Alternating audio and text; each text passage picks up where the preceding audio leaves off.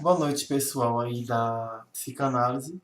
Nós estamos aqui gravando mais esta aula, estamos retornando, né, aos nossos vídeos e queremos agradecer os colegas que compartilharam algumas coisas, algumas das nossas lives, né? Então, nós temos aqui um assunto bem interessante para tratarmos hoje, que trata-se, né, da pulsão de morte quando estamos além do prazer.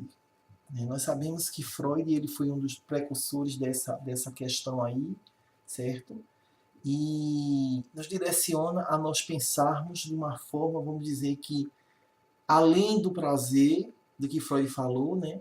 E de uma forma além Freud, né? Porque existem muitos autores que também pensavam de certa forma baseado nas teorias de Freud, mas muitas coisas mudaram e a psicanálise também ela desenvolveu, ela evoluiu. Então vamos começar a nossa aula aí e qualquer dúvida você deixa aí nas perguntas e a gente está pronto aqui para aprendermos juntos, né?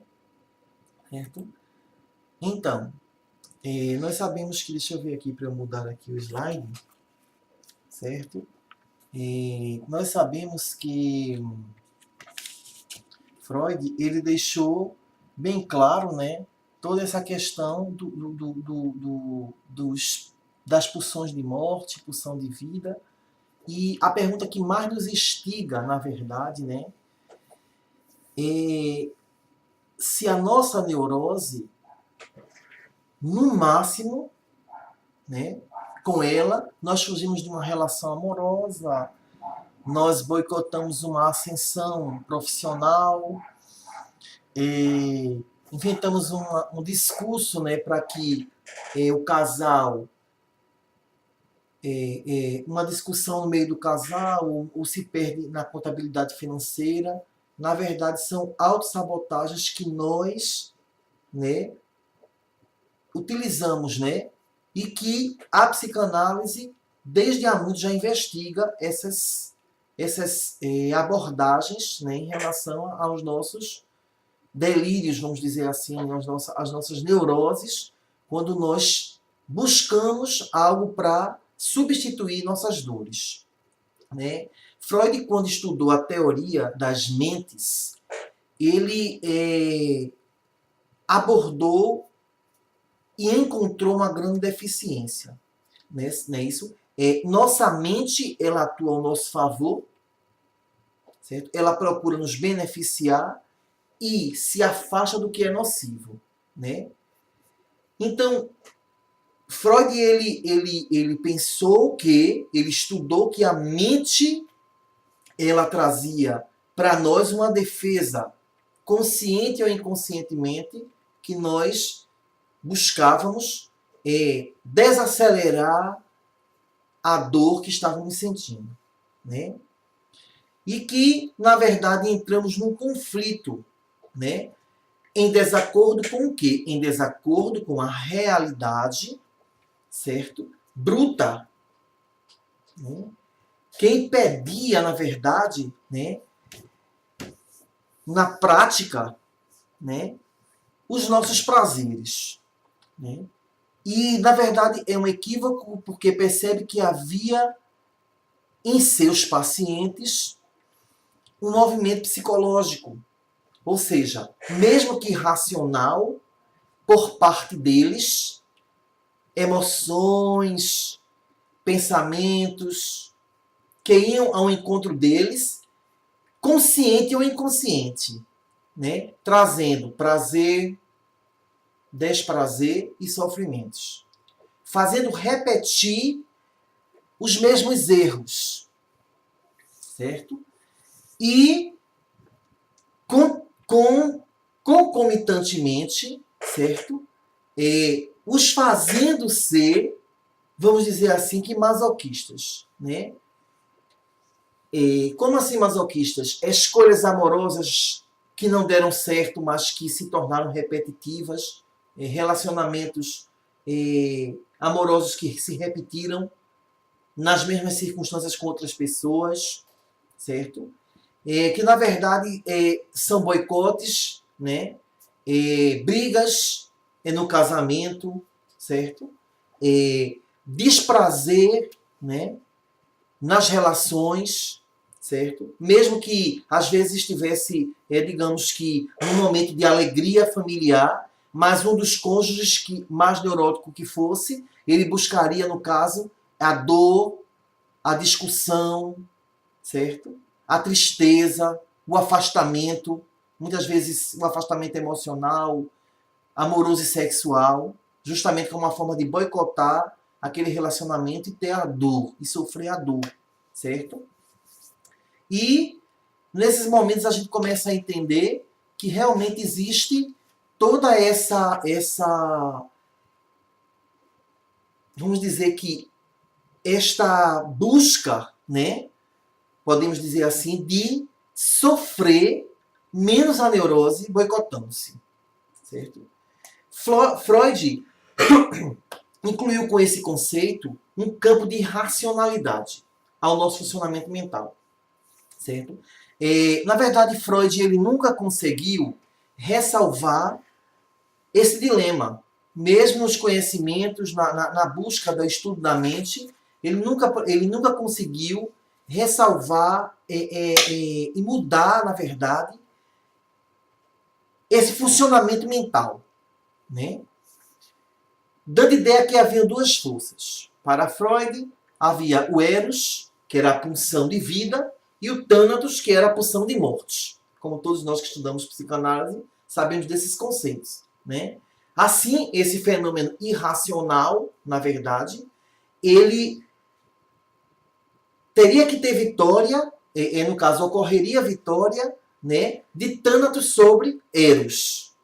Então a gente vê que nem o próprio Freud ele conseguiu, vamos dizer assim, que mudar este dilema que tanto ele estudou, né? No início, Freud imaginou que o prazer regia o nosso funcionamento mental, seguindo a ideia da homeostase, ou seja, o equilíbrio da estabilidade dos estímulos, certo? E nós começamos a ver o sofrimento que esse mestre se equivocou, né? Ele, com a prática clínica, ele percebeu que isso ia muito além do prazer, certo? Ele percebeu que, na prática, a teoria dizia uma coisa e a prática, ela dizia muito mais. Ele percebeu que havia um equívoco nas suas colocações, certo? E a ideia de pulsão de morte, que o prazer regia a mente, parecia não só suficiente, mas contraria tal percepção de modo que Freud teve de renovar sua teoria de um conceito, à primeira vista estranho, e nunca conseguiu resolver esse dilema, dando aqui e ali o quê? Explicações simbólicas sobre essa questão da ideia de pulsão de morte, de Eros, de Thanatos, certo? Vamos dizer assim que partículas meramente simbólicas para tentar explicar esse seu dilema. Lacan também percebeu isto. Também percebeu que o mesmo fenômeno, trabalhando dentro da sua temática sobre o gozo, um conceito que abrangia aquele tipo de satisfação oriunda de uma repetição de sintomas ou padrões. A abordagem de Lacan é mais profunda e, por incrível que pareça, mais esclarecedora do que a de Freud.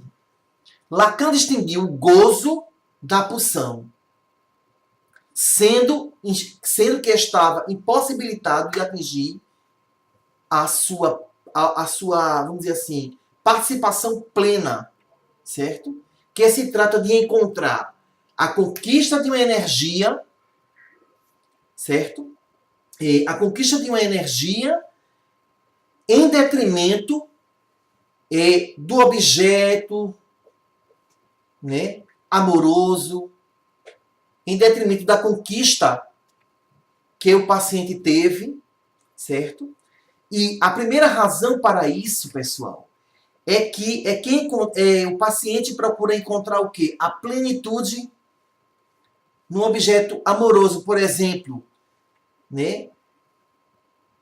Nessa plenitude de ter o objeto amoroso, ele sofria porque teria que depender desse objeto e sofria mais ainda em pensar na perda desse objeto amoroso.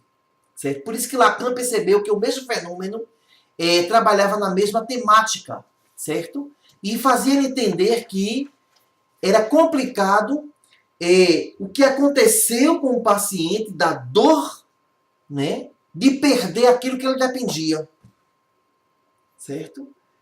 E na visão do paciente, ele teria, no caso, o objeto perfeito, mas ele teria a dependência e a frustração da perda. Certo? As hipóteses sobre que Lacan quis ressaltar é o encontro da satisfação plena, se encontrarmos o objeto perfeito, o que sobra de nós se encontrarmos fora de nós o objeto perfeito. Como sobreviveremos não só com a possível perda, mas com o cotidiano com ele. Então era toda essa frustração e essa dor de Lacan para chegar a esse denominador comum. Ter o objeto preferido, perfeito, e sofrer com a perda ou a conviver com ele sempre. Buscando garantir, né, a todo custo sua permanência junto a ele. Certo?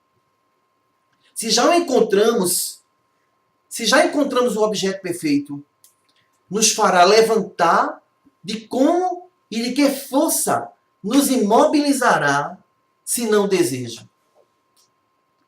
Certo, pessoal? Então, assim, a gente vê que essa segunda razão também assusta. Porque a primeira razão